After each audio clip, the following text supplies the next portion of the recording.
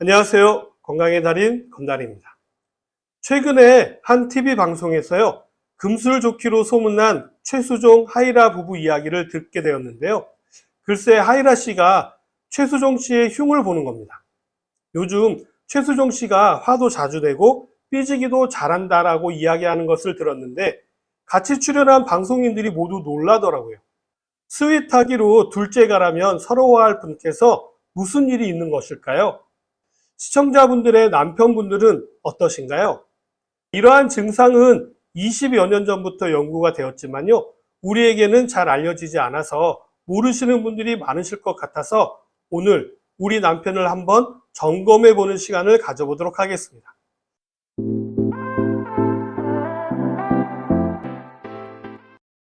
이전에는 안 그랬는데 어느 날부터인가 갑자기 화를 벌컥 내는 남자들이 있으시죠?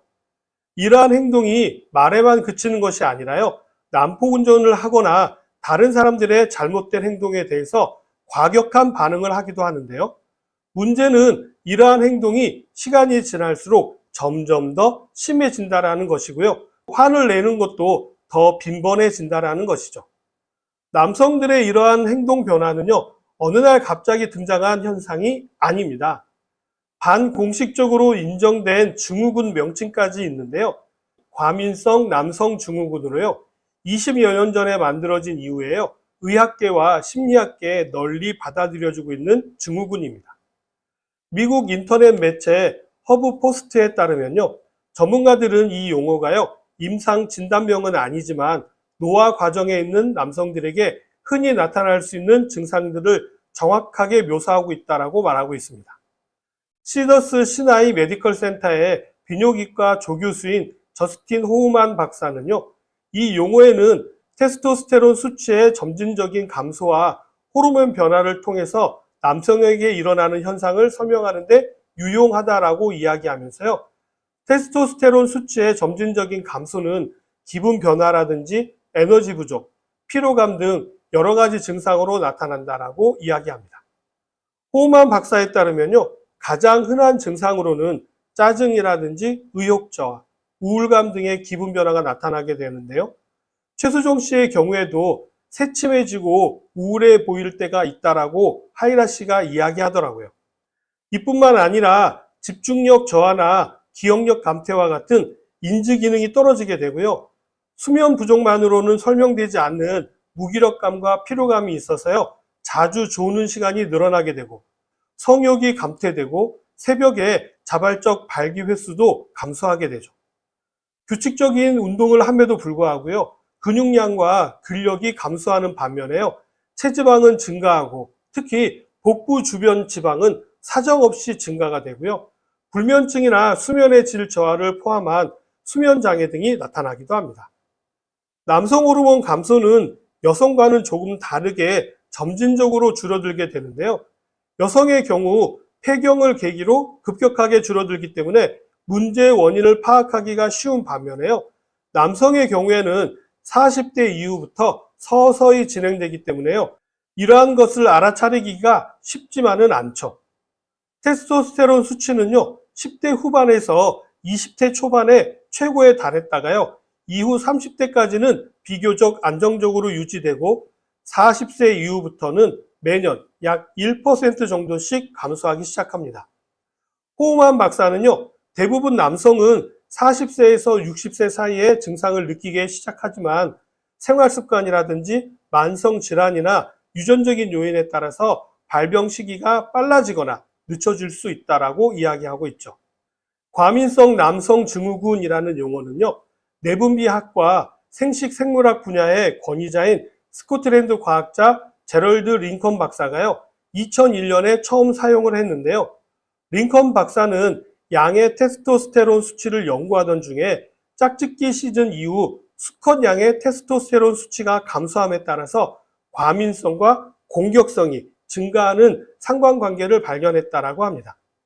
링컨 박사는요, 테스토스테론 수치가 떨어진 다른 수컷들에게도 비슷한 행동을 관찰했고요. 붉은 사슴이라든지 술록, 인도 코끼리도 이러한 증후군을 확인했다라고 합니다. 세월이 흐르면서 이 용어에는 남성에게 관찰되어지는 유사한 감정이나 행동 패턴, 특히 나이와 관련된 테스토스테론 감소, 스트레스로 인한 호르몬 변화와 관련해서 나타나는 증상을 가리키는데 사용되기 시작했죠. 일반적으로 남성은요, 통념상 약한 모습을 보이면 안 된다라는 생각이 있기 때문에요. 남성들은 갱년기 증상이 나타난다고 해도요, 이거를 갱년기 증상으로 받아들이려고 하지 않는 경향이 있어서 전문적인 관리를 받지 못하는 경우가 대부분입니다. 남성 갱년기 증상은요, 단순히 성기능만의 문제가 아니라 가정의 문제, 사회의 문제가 될 수가 있다는 것을 잊으시면 안 됩니다.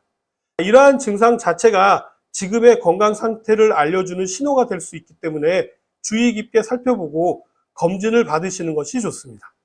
우리 남편이 갱년기인지를 알기 위해서 자가 검진이 필요합니다. 대한남성학회에서 제시한 남성 갱년기 자가 진단 기준을 제시하고 있는데요. 1번부터 7번까지 중에 하나라도 해당되거나 하나도 해당되지 않았다 하더라도요, 8번, 9번, 10번이 모두 해당된다면요, 갱년기 증상이 있는 것으로 판단합니다. 한 가지씩 질문해 보도록 하겠습니다. 첫 번째, 성욕이 감퇴되었습니까? 두 번째, 기력이 떨어지셨습니까? 세 번째, 체력이나 지구력이 감퇴되었습니까? 네 번째, 키가 줄어들었습니까? 다섯 번째, 삶의 즐거움이 줄었다라고 느낀 적이 있습니까?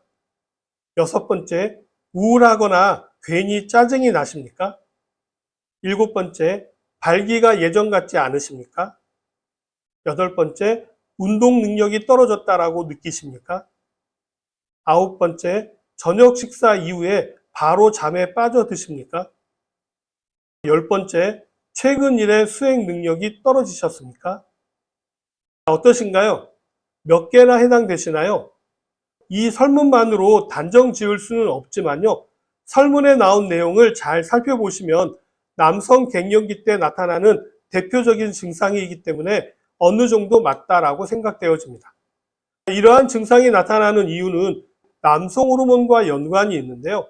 남성 호르몬 검사는 혈액을 통해서 쉽게 알아볼 수가 있습니다. 호르몬 검사를 받으시려면요, 언제 혈액을 채취하느냐가 중요한데요. 남성 호르몬의 경우 하루 동안 변화가 크게 나타나기 때문에요, 아침 공복에 시행하시는 것이 가장 정확합니다. 남성 호르몬의 경우 아주 예민한 부분이 있기 때문에 전날의 수면의 질이라든지 스트레스의 영향을 받을 수가 있어서 잠을 잘 못 잤다거나 스트레스가 많은 날은 피하시는 것이 좋습니다. 이 밖에 대사증후군이나 다른 질환이 있어도 남성 호르몬 수치에 영향이 있다는 점도 참고하시기 바랍니다. 남성 갱년기 증상을 극복하는 방법은 무엇이 있을까요? 남성 갱년기 극복 방법의 가장 중요한 것은요, 운동입니다. 남성 호르몬은요, 근육과 관련이 깊기 때문에 일주일에 최소 3회 이상 30분에서 1시간 정도 근력 운동을 하시는 것이 중요하고요. 유산소 운동 중에서도요, 빨리 걷거나 뛰기처럼요, 숨이 가쁠 정도의 운동과 병행해서 하시게 되면요, 근육량과 남성 호르몬 수치를 올리는 데 도움이 됩니다. 다음으로 식습관 관리가 중요한데요. 가장 중요한 것은 흡연과 과음은 피하셔야 합니다. 흡연은 혈액순환을 방해해서요, 발기에도 영향을 미치게 되고요, 남성 호르몬 수치를 줄이는데 악영향을 끼치기 때문에 반드시 금연을 하셔야 하고요. 적당한 음주는 활력을 주는 데 도움이 되지만요, 과음은 오히려 문제가 되기 때문에 피하셔야 합니다. 중년 부부에게 중요한 부분인데요. 건강한 부부 생활은요, 호르몬 분비를 촉진하고 호르몬의 균형을 맞추는 데 중요한 부분을 차지하는데요. 남성에게만 해당되는 것이 아니라 부부 모두에게 건강상 긍정적인 영향을 줍니다. 단백질 위주의 식단과 비타민과 미네랄이 풍부한 채소와 과일을 드시면 좋습니다. 이러한 노력에도 차도가 나타나지 않는다면 전문적인 호르몬 치료가 필요한 경우인데요. 비뇨기과 전문의의 상담을 통해서 치료를 받으시는 것도 방법입니다. 이제는 100세 시대입니다. 갱년기가 왔다고 해서 포기하지 마시고요. 더 적극적으로 관리하신다면 건강한 갱년기를 지내실 수 있으실 겁니다. 오늘 내용은 여기까지입니다. 시청해 주셔서 감사합니다.